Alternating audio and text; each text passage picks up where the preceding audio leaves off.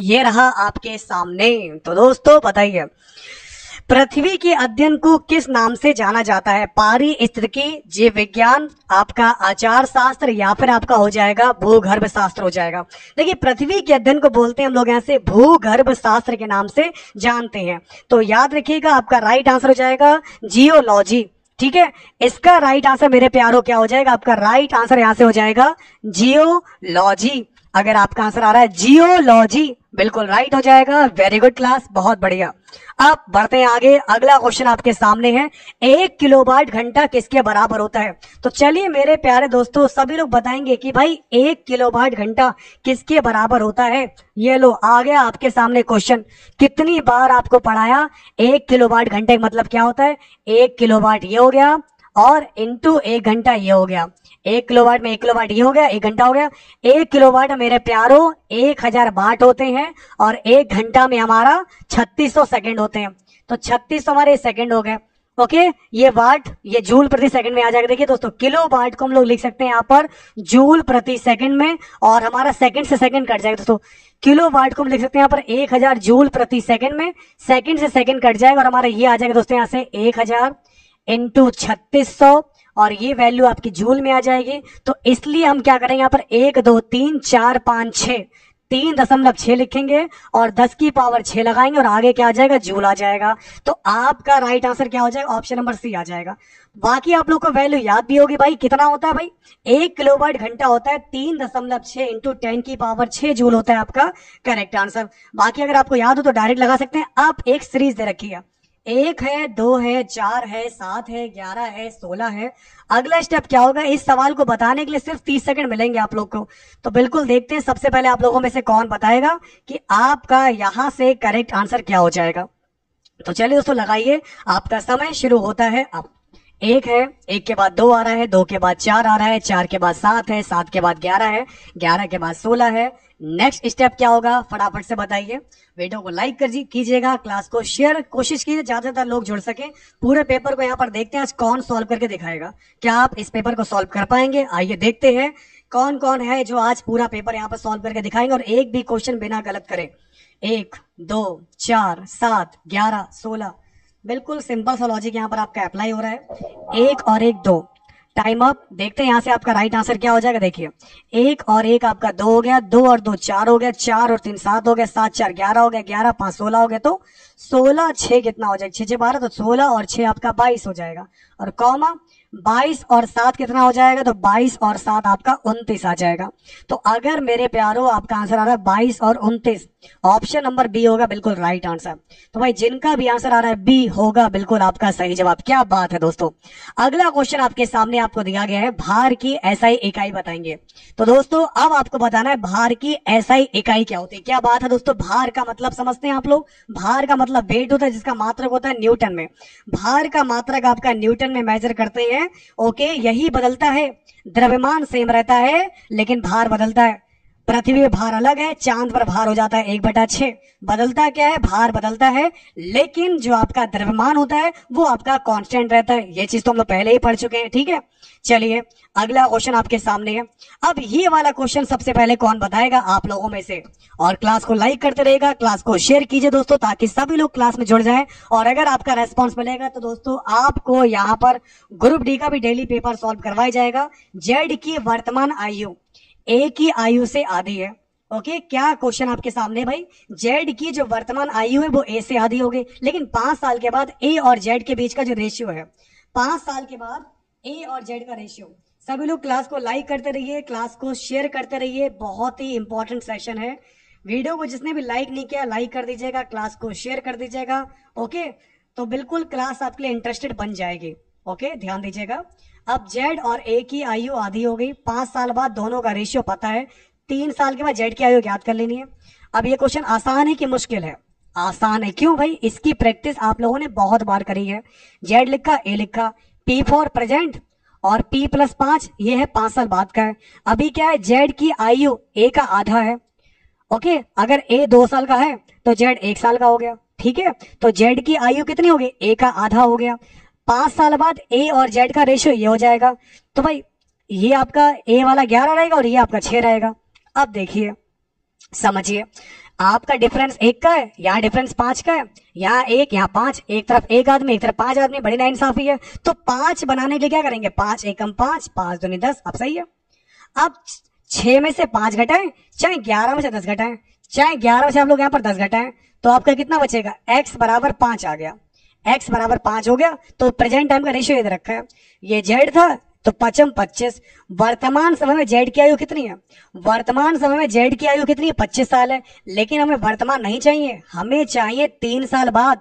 3 साल बाद जो z होगा वो कितने साल का हो जाएगा, अभी जिसकी आयु 25 साल है, 3 साल कितना होगा, 25 का 26, 27, 28। तो आपका राइट आंसर कितना हो जाएगा, 28 हो जाएगा। तो अगर आप लोगों में से जिनका भी आंसर यहाँ पर 28 आ रहा बिल्कुल राइट है, 30 वाले गड्डी साइड लगा लें, बिल्कुल बाकी लोगों का रास्ता साफ है। 28 जिसका भी आंसर आ रहा बिल्कुल राइट है, वेरी गुड।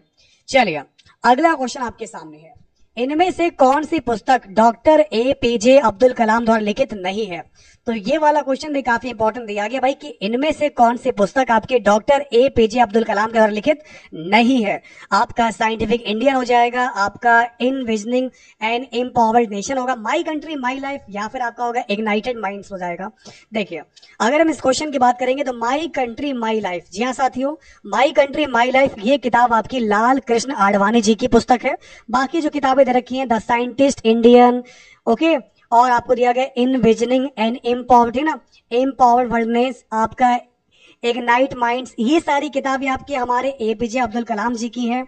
ओके, इसके अलावा अग्नि की उड़ान, विंग्स फायर, ओके, और आपका विजय 2020, मेरे सपनों का भारत, अदम्य साहस, ये सारी किताबें भी आपकी अब्दुल कलाम जी की ही हैं।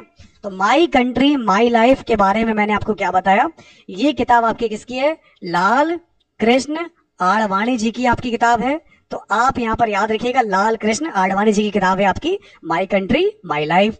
चलिए दोस्तों अगला क्वेश्चन क्या दिया गया भाई, a बराबर है 2b बराबर 3c, ध्यान दीजिएगा, a बराबर आपका है 2b बराबर 3c, तो a अनुपात b अनुपात c का मान कितना हो जाएगा, इसको बताइए। ये वाला क्वेश्चन भी आपके एग्जाम में आ चुका है, तो देखते हैं सबसे पहले आप लोगों में से कौन बताएगा। If a equal to 2b equal to 3c है, देन a/b c की वैल्यू क्या होगी, इसकी वैल्यू को फाइंड आउट कीजिए। आपके पास 30 सेकंड है, देखते हैं सबसे पहले कौन बताएगा आप लोगों में से। चलिए आपका समय शुरू होता है, आप ट्राई कीजिए। ऑप्शन नंबर ए होगा, बी होगा, सी होगा या फिर डी हो जाएगा। चलिए बताइएगा। क्लास को लाइक करते रहेगा, क्लास को शेयर कीजिएगा, बहुत ही इंपॉर्टेंट क्वेश्चन आप लोग के सामने है। चलिए बताइएगा, ध्यान दीजिएगा, काफी इंपॉर्टेंट क्वेश्चन आप लोग के साथ डिस्कस कर रहे हैं। सभी लोग क्लास को शेयर करते रहिए, ध्यान दीजिए।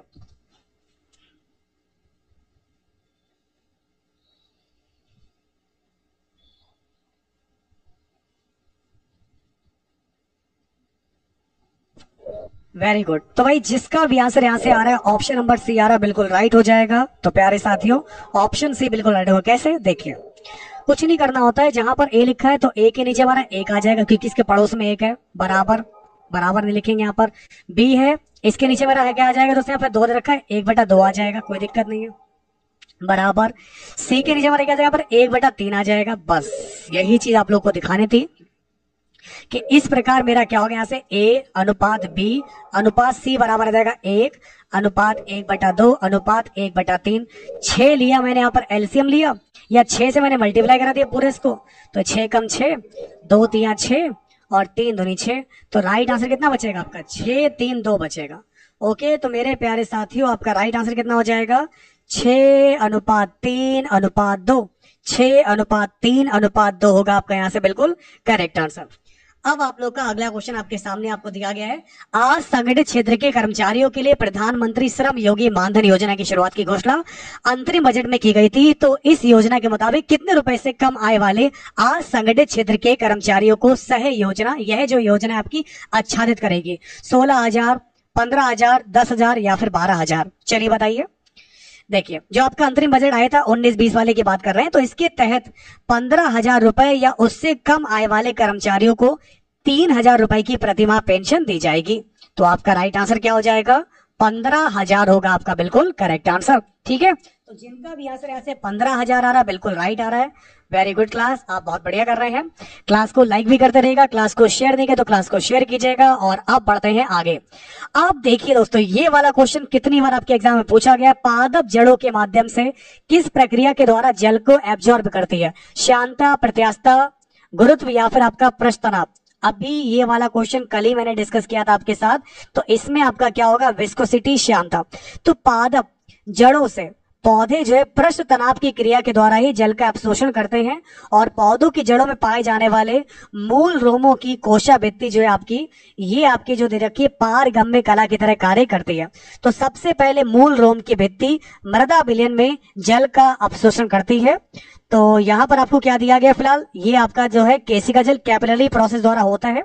तो ऐसे में आपका राइट आंसर हो जाएगा सरफेस टेंशन। सरफेस टेंशन होगा आपका बिल्कुल परफेक्ट आंसर। तो भाई जिनका भी आंसर आ रहा है सरफेस टेंशन बिल्कुल राइट है। आप बढ़ेंगे आगे, अगला क्वेश्चन आपके सामने है। नेक्स्ट क्वेश्चन देखिए। अब आपको बताना है अधिकतम कौन सा है। ये चार वैल्यू आपके सामने रखिए, जैसे 0.5 है, 1/0.5 है, ये पहला हो गया, ये दूसरा हो गया। एक देखा 0.5 इंटू 0.5 है, एक है 0.5 इंटू 2 है। तो चलिए आपके पास 30 सेकंड है और आपको बताना है कि सबसे बड़ी वैल्यू कौन सी है। ट्राई कीजिए, ए, बी, सी या फिर डी। कम ऑन एवरीवन, आप कर सकते हैं। वीडियो को लाइक कीजिएगा, क्लास को शेयर कीजिएगा, सेशन काफी इंपॉर्टेंट है। और अगर आप चाहते हैं कि ग्रुप डी का डेली पेपर आपको सॉल्व करवाया जाए तो मिलकर सपोर्ट कीजिए अपनी क्लास को, अपने सेशन को। बहुत ही इंपॉर्टेंट आज की क्लास है, ध्यान दीजिएगा। ए, बी, सी या फिर डी।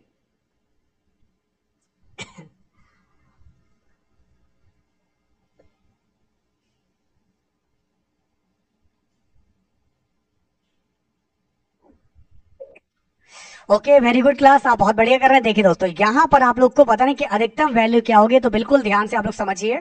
बढ़िया क्वेश्चन आप लोग के सामने आप लोग को दिया गया है। देखिए जैसे 0.5 का मतलब 0.5 दे रखा है। अच्छा, 1/0.5 है, पॉइंट हटाया, 0 बढ़ाया तो 5 गुना 10, इसके वाले 2 आ गए।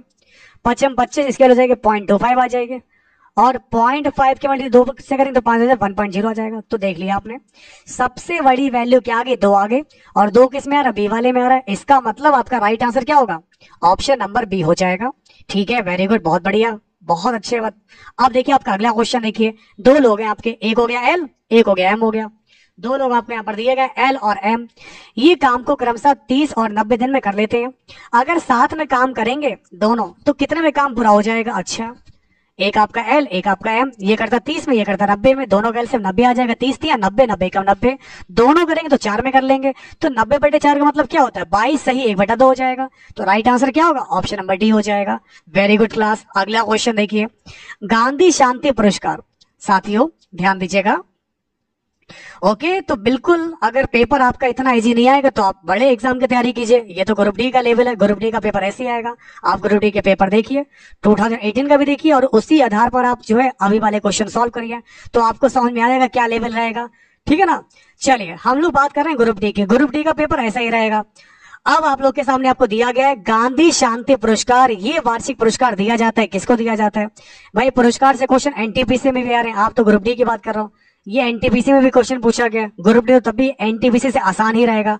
ठीक है ना। तो देखिए दोस्तों, गांधी शांति पुरस्कार ये वार्षिक पुरस्कार दिया जाता है, व्यक्तियों को भी और संस्थाओं को भी दिया जाता है।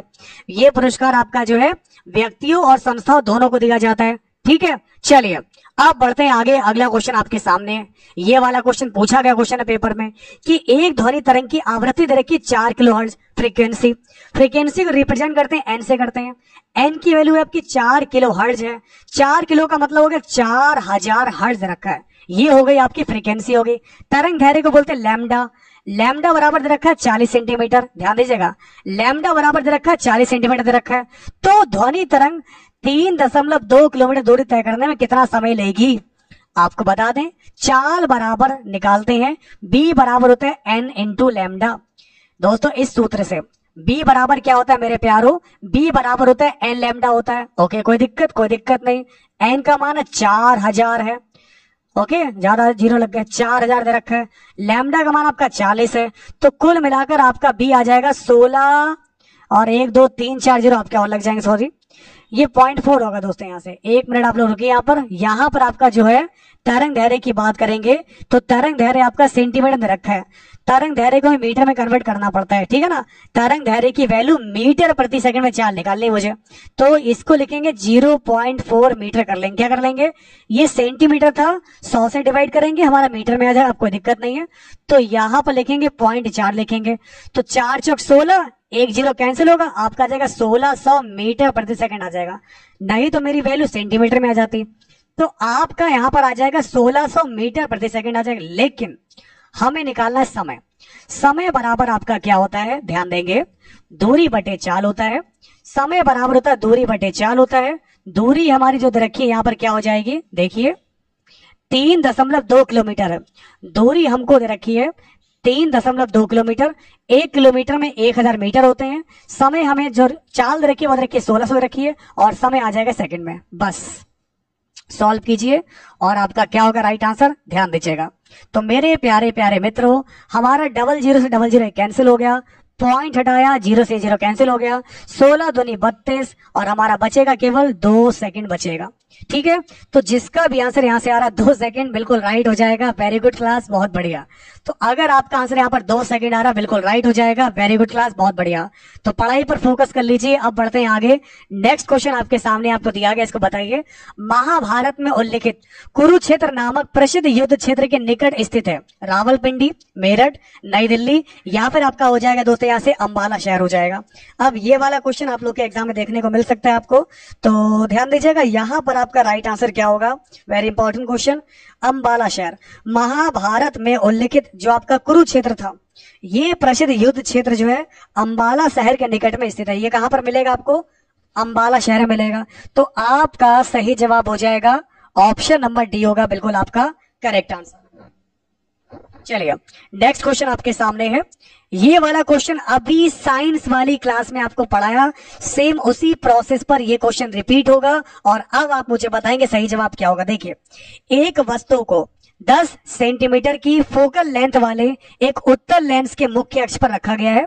यदि लेंस से वस्तु की दूरी 30 सेंटीमीटर है, तो प्रतिबिंब जो है आपका इमेज, वो कितनी दूरी पर बनेगी। आपके ऑप्शन है 20, 15, 30, 10 सेंटीमीटर। तो आपका राइट आंसर क्या होगा, चलिए बताइए। और आपके मिलते हैं पूरे 30 सेकंड, और आपका समय शुरू होता है।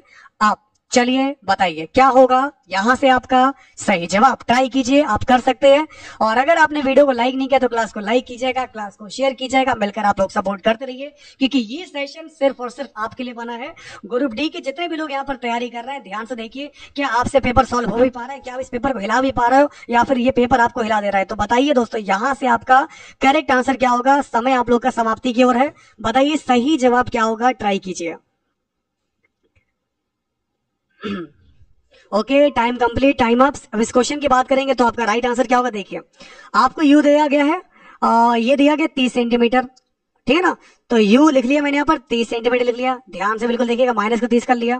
वी मैंने लिखा है यहाँ पर दोस्तों, वी ये हमें निकालना है, क्योंकि प्रतिबिंब से दूरी ज्ञात करनी है। फोकल लेंथ हमें दे रखी है 10 सेंटीमीटर रखी है, फोकल लेंथ में देखिए 10 सेंटीमीटर रखी है, ठीक है।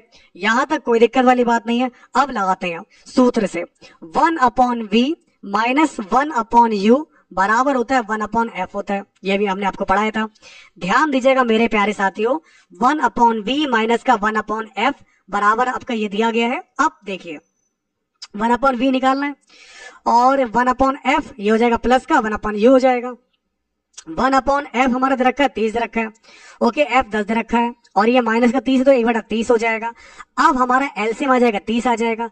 10 तिया 30 और 30 एकम 30, 3 में से गया 2 बचेगा, नीचे 30 है, 2 एकम 2, 2 एकम 2, 2 पंचे 10, 1/15। तो दोस्तों 1/b आ जाएगा 1/15 आ जाएगा। तो v का मान आपका 15 आ जाएगा सेंटीमीटर में। तो आपका यहां से v का मान कितना हो जाएगा, ये होगा आपका 15 हो जाएगा। इस क्वेश्चन का बिल्कुल right answer. Very good class, बहुत बढ़िया कर रहे हैं आप लोग। जिसका भी आंसर 15 आ रहा है बिल्कुल राइट है। और अब लेकर चलेंगे आपको आगे। अगला क्वेश्चन देखते हैं, सबसे पहले कौन बताएगा। साथियों क्लास को लाइक कीजिएगा, क्लास को शेयर जरूर कीजिए। जितने भी लोग क्लास को देख पा रहे हैं सभी लोग एक बार से क्लास को शेयर कर दीजिए, ताकि सभी लोग क्लास को ज्वाइन कर पाए। 13वें अंतरराष्ट्रीय पेट्रोलियम और गैस सम्मेलन का आयोजन कहां किया जाएगा। गाजियाबाद में, नोएडा में, नई दिल्ली में, पानीपत में। तो आपका इस क्वेश्चन का सही जवाब क्या होगा? 13वां जो आपका अंतरराष्ट्रीय पेट्रोलियम और गैस सम्मेलन था, पेट्रो ट्रैक 2019, इसका आयोजन आपका 10 फरवरी को किया गया था ग्रेटर नोएडा के इंडिया एक्सपो मार्ट में। तो आपका राइट आंसर हो जाएगा ग्रेटर नोएडा होगा इस क्वेश्चन का करेक्ट आंसर। चलिए अगला क्वेश्चन देखिए। किसी अनुदैर्घ्य तरंग में लगातार 2 संपीड़न और लगातार 2 विरलीकरण प्रक्रियाओं के बीच की डिस्टेंस को क्या बोलते हैं? पदार्थ, तरंग दैर्घ्य, परिमाण या फिर ऊर्जा। ये वाला क्वेश्चन काफी बढ़िया क्वेश्चन आपको दिया गया और इसको बोलते हैं लैम्डा। ओके, तो इसको हम लोग यहाँ पर क्या बोलते हैं? लैम्डा बोलते हैं। तो आपका राइट आंसर यहाँ पर क्या होगा? लैम्डा होगा इस क्वेश्चन का बिल्कुल राइट आंसर। तरंग दैर्घ्य होगा इस क्वेश्चन का बिल्कुल परफेक्ट आंसर। तो किसी अनुदैर्घ्य तरंग में जो आपके संपीड़न हो गए, जो आपके विरलीकरण हो गए, तो इनके बीच की जो आपकी डिस्टेंस होगी दैट इज कॉल्ड, ये आपका हो जाएगा ऐसे तरंग दैर्घ्य हो जाएगा। इसको बोलते हैं हम लोग यहाँ से वेव लेंथ। क्या बोलते हैं? वेव लेंथ बोलते हैं। क्या बोलते हैं? Wave length. 2 संपीड़न और 2 विरलीकरण, इनके बीच की जो डिस्टेंस है that is called wave length. आपका राइट आंसर हो जाएगा वेव लेंथ हो जाएगा। अब tan 1125 का मान कौन नहीं निकाल पाएगा, इसको बताना है आपको। 30 सेकंड आपके पास, देखते हैं 30 सेकंड में कौन इस बढ़िया से क्वेश्चन को सॉल्व कर पाएगा, क्योंकि भाई आपके एग्जाम में आया हुआ क्वेश्चन है।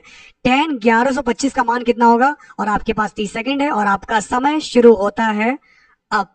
तो चलिए दोस्तों बताइए सही जवाब क्या होगा? A, B, C या फिर D? कम ऑन एवरीवन, आप कर सकते हैं, ट्राई कीजिए। हमने आप लोग को बताई थी process, add coffee sugar too, बस आपको वही अप्लाई करनी है। और क्लास को शेयर करते रहिए, सभी लोग क्लास को कोशिश कीजिए ज्यादा से ज्यादा शेयर कीजिएगा ताकि सभी लोग क्लास को ज्वाइन कर पाए। चलिए बताइए सही जवाब क्या होगा, ट्राई कीजिए। वेरी गुड क्लास, बहुत बढ़िया दोस्तों। क्या क्वेश्चन है आप लोग के सामने, और हमने आप लोग को बताया था दोस्तों यहाँ से कि tan 360 प्लस थीटा आपका जो रहता है वो tan थीटा रहता है, क्योंकि 360 प्लस वाला आल पॉजिटिव रहता है और tan का tan ही रहता है। अब कुछ करना ही नहीं है, सिंपल सी बात है। देखिए tan लिखा हमने यहाँ पर, इसको लिख सकते हैं हम लोग यहाँ पर 3 × 360। ध्यान दीजिएगा ये कितना हो जाएगा आपके यहाँ से 3 0 0 3 6 18। ध्यान दीजिए 3 0 0 3 6 18, एक हाथ से लगा 3 3 10, 1080 आ गया। लेकिन 1125 बनाने की क्या करेंगे? 45 जोड़ लेंगे इसमें, तो कितना आ रहा है? 5 8 4 12 1, ये आगे 1125 आ गया। यानी कि मेरे प्यारे मित्रों आगे 45 जोड़ना पड़ेगा।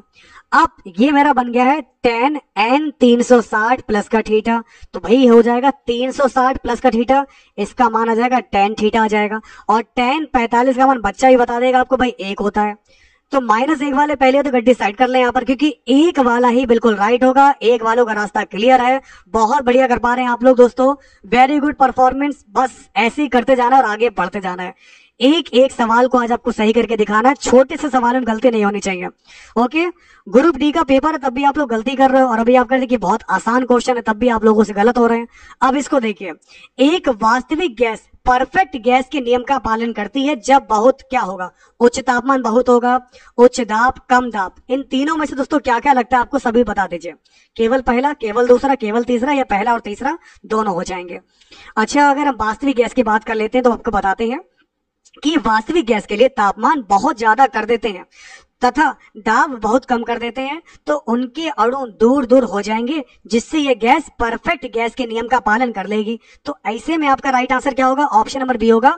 यहाँ पर आपको दिया गया केवल उच्च दाब हो जाएगा, ठीक है ना। तापमान बहुत ज्यादा कर दें इसमें तापमान जो देंगे, टेम्परेचर वो बढ़ा देंगे। यहाँ पर तापमान जो हम लोग बहुत ज्यादा कर देंगे, ओके, और जो दाब होगा प्रेशर को कम कर देंगे। तापमान को बढ़ा देंगे, प्रेशर को कम कर देंगे, तो इससे क्या होगा? जो अणु होते हैं वो दूर दूर हो जाएंगे, और जब अणु दूर दूर हो जाएंगे तो परफेक्ट गैस हो गई हमारी। तो आपका राइट आंसर यहाँ पर क्या हो जाएगा? देखिए हमारा दे रखा है उच्च तापमान, लेकिन दाब आप लोग का कम लगेगा। अब ऐसा कोई ऑप्शन दिया नहीं गया यहाँ पर, ठीक है ना। तो हमारा आंसर दूसरा और तीसरा आना चाहिए था, यहाँ पर दूसरा और तीसरा आना चाहिए था कि भाई दूसरा वाला भी सही है, तीसरा वाला भी सही है। क्योंकि हमें क्या करना है यहाँ पर दोस्तों, ध्यान दिए, हमारा क्या करना है? हमें यहाँ पर तापमान को बढ़ाना है। यहाँ पर देखिए दे रखा है तापमान को बढ़ाना है और दाब को कम करना है। टेम्परेचर को बढ़ाना है, दाब को कम करना है। तो यहाँ पर राइट आंसर क्या हो जाएगा? पहला वाला हो जाएगा, तीसरा वाला कहीं दे रखा है, हाँ ये दे रखा है, डी वाले में दे रखा है। तो आपका मेरे प्यारे साथियों राइट आंसर क्या हो जाएगा? डी वाला हो जाएगा। तो जो लोग हमारा सुने सुनाए में आंसर बी कर गए होंगे वो गलत कर गए, क्योंकि अभी हमने आपको क्या समझाया था भाई, टेम्परेचर बढ़ेगा और इसमें आपका क्या होगा, प्रेशर कम होगा। ये दोनों चीजें जब अप्लाई होंगी तभी वो गैस आपकी बन पाएगी, परफेक्ट गैस बन पाएगी, अदरवाइज नहीं बनेगी। तो आपका राइट आंसर क्या हो जाएगा, पहला और तीसरा हो जाएगा। ठीक है, चलिए अब बढ़ते हैं आगे। इसको देखिए, हमने आपको प्रथम अनुपात, द्वितीय अनुपात, तृतीय अनुपात और चतुर्थ समानुपात ये सब कुछ आपको पढ़ाया है। अब आप हमें बताएंगे यहाँ पर कि 4, 8, 7 का चौथा समानुपाती क्या होगा। आपके पास केवल 30 सेकंड है और आपका समय शुरू होता है। अब क्या होगा सही जवाब, चलिए बताइए। और साथ ही वीडियो को लाइक नहीं किया तो लाइक कीजिएगा, क्लास को शेयर कर दीजिए, क्योंकि ये सेशन काफी इंपॉर्टेंट और इसी तरीके के क्वेश्चन आपके एग्जाम में देखने को मिलेंगे। ठीक है, देखते हैं यहाँ पर कौन इस क्वेश्चन को लगा पाता है। चलिए ट्राई कीजिए और क्लास को लाइक कीजिएगा, क्लास को शेयर कीजिएगा। बहुत कम लोगों ने अभी तक क्लास को लाइक किया है और बहुत कम लोगों ने क्लास को शेयर किया है, तो सभी लोग मिलकर सपोर्ट करते हैं, क्योंकि ये सेशन काफी इंपॉर्टेंट आज का रहने वाला है। ध्यान से बिल्कुल पढ़िए और बताइए करेक्ट आंसर क्या होगा।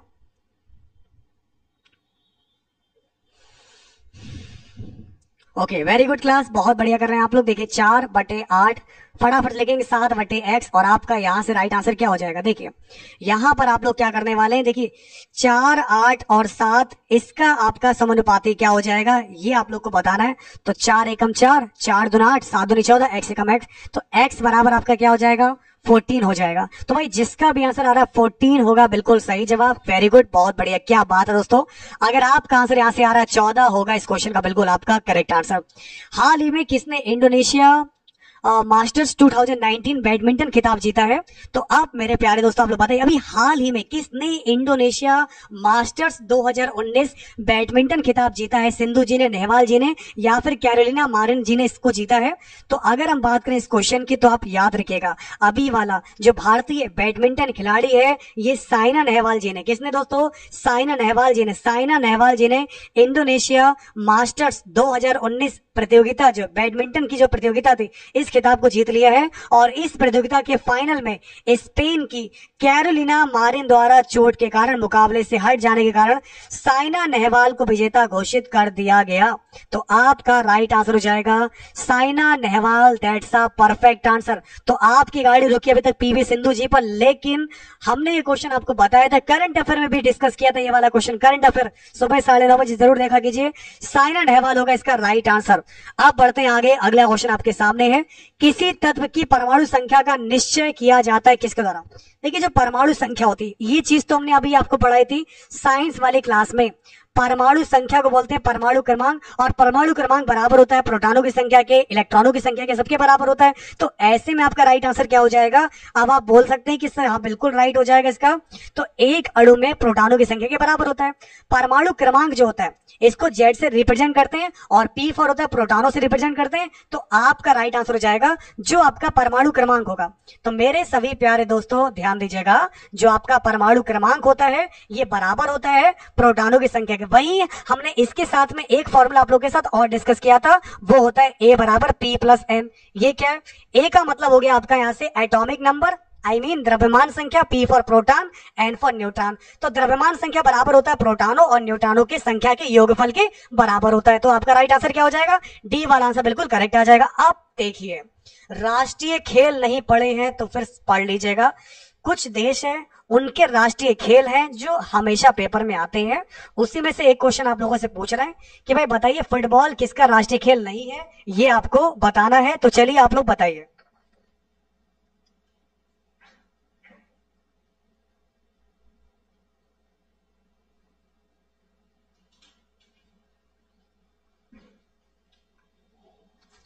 बहुत बढ़िया दोस्तों, बिल्कुल आप लोगों ने सही बताया।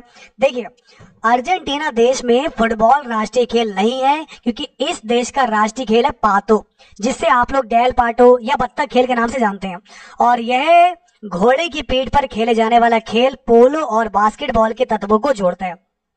खैर 1953 से अर्जेंटीना का राष्ट्रीय खेल आपका यही है। तो आपका राइट आंसर हो जाएगा अर्जेंटीना होगा इस क्वेश्चन का बिल्कुल राइट आंसर। तो भाइयों इस क्वेश्चन का राइट आंसर हो जाएगा आपका अर्जेंटीना होगा, दैट्स अ परफेक्ट आंसर। अब आपको इसको मल्टीप्लाई करना है, बहुत छोटा सा क्वेश्चन है कि 3x प्लस का y 2x minus 3y, group D level के हिसाब से क्वेश्चन आपका ये वाला दिया गया है। तो देखते हैं आपका राइट आंसर क्या होगा। ये वाला क्वेश्चन प्रैक्टिस सेट का है जो कि ग्रुप डी के पेपर का ही है। तो अब आप बताएंगे यहां से आपका सही जवाब क्या होगा। ए आएगा, बी आएगा, सी आएगा, या फिर आपका डी आ जाएगा। 3x प्लस का y, 2x माइनस 3y, इस तरीके से क्वेश्चन आपके एग्जाम में पूछा गया था। तो आपका यहां से राइट आंसर क्या होगा?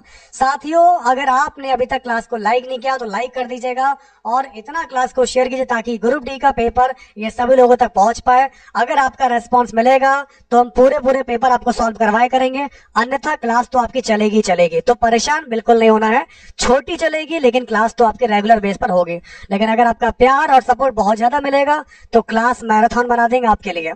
तो 3x प्लस का y बराबर दे रखा है, आप लोग को दोनों को मल्टीप्लाई करना है। एक बार इसके इससे कर लीजिए और एक बार इसके इससे कर लीजिए दोस्तों। तो 3 दूना 6, 3 दूनी 6, x का x स्क्वायर हो जाएगा, और 3 तिया 9, प्लस माइनस माइनस 3 तिया 9, एक्स वाई आ गया।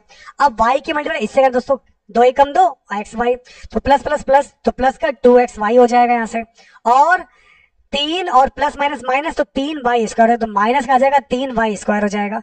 अब ये मेरा आ गया 6x स्क्वायर, 9 में से 2 जाएगा तो माइनस का 7xy बचेगा, और माइनस का 3y स्क्वायर आपको दिया गया है। और ऐसा वाला विकल्प आपको दिया गया है, ऑप्शन नंबर आपको दिया गया है, सी और बी दोनों में सेम है, एक जगह प्लस कर लो और आपका अपना आंसर सी बना लो। तो 6x स्क्वायर माइनस का 7xy माइनस का 3y स्क्वायर, ये होगा इस क्वेश्चन का बिल्कुल करेक्ट आंसर। वीडियो को लाइक कीजिएगा, क्लास को शेयर कीजिएगा, और अब बढ़ते आगे। हाँ, ऑप्शन सेम है बिल्कुल, मैंने भी देखा यहाँ पर ऑप्शन सेम दिए गए, इसलिए एक ऑप्शन को हमने यहाँ पर जबरदस्ती बदल दिया और अपना आंसर जो हमें लाना था वो हमारा ले आया यहाँ पर, कि हमारा आंसर जो आ रहा है वो बिल्कुल परफेक्ट है। ओके, चलिए अब बढ़ते हैं आगे। अगला क्वेश्चन आपके सामने आपको दिया गया है, इसको देखिए। पानी को ब्लीचिंग पाउडर में मिलाने पर कौन सी गैस निकलती है? ये वाला क्वेश्चन तो काफी इंपॉर्टेंट क्वेश्चन है। इस तरीके से केमिस्ट्री के क्वेश्चन विज्ञान में आपको देखने को मिलेंगे। इसमें आपकी केमिस्ट्री भी आएगी, फिजिक्स भी आएगी, बायोलॉजी भी आती है, और फिजिक्स में आपके न्यूमेरिकल बेस्ड क्वेश्चन ज्यादातर पूछे जाते हैं। फिजिक्स में न्यूमेरिकल आते हैं ज्यादातर। तो पानी को ब्लीचिंग पाउडर में मिलाने पर कौन सी गैस निकलेगी? CO2, hydrogen, oxygen, chlorine. फटाफट से आप लोग बताएंगे तो आपका राइट आंसर क्या होगा? देखिए, आपको रिएक्शन करके दिखाते हैं। जैसे कि दोस्तों ये है आपका CaOCl2, ये मैंने क्या किया, इसमें पानी मिला दिया, H2O, ये मेरा पानी है। जैसे ही मैंने पानी मिलाएंगे वैसे रिएक्शन होने के बाद ये बनेगा आपका CaOH का होल टॉइज, प्लस का हमारा Cl2, ये मुक्त हो जाएगी क्लोरीन। क्लोरीन मेरी क्या होगी, इसमें रिलीज हो जाएगी। तो आपका राइट आंसर क्या हो जाएगा? क्लोरीन होगा मेरे प्यारो, क्लोरीन। तो ब्लीचिंग पाउडर का जो रासायनिक सूत्र होता है ये है CaOCl2, दैट इज कॉल्ड, ये है आपका ब्लीचिंग पाउडर है। ओके, इसको बोलते हैं हम लोग ऐसे कैल्शियम हाइपोक्लोराइड। कैल्शियम हाइपोक्लोराइड भी कहा जाता है इसको। यह एक अकार्बनिक यौगिक है और इसका उपयोग क्लोरोफॉर्म और क्लोरीन गैस बनाने के लिए किया जाता है।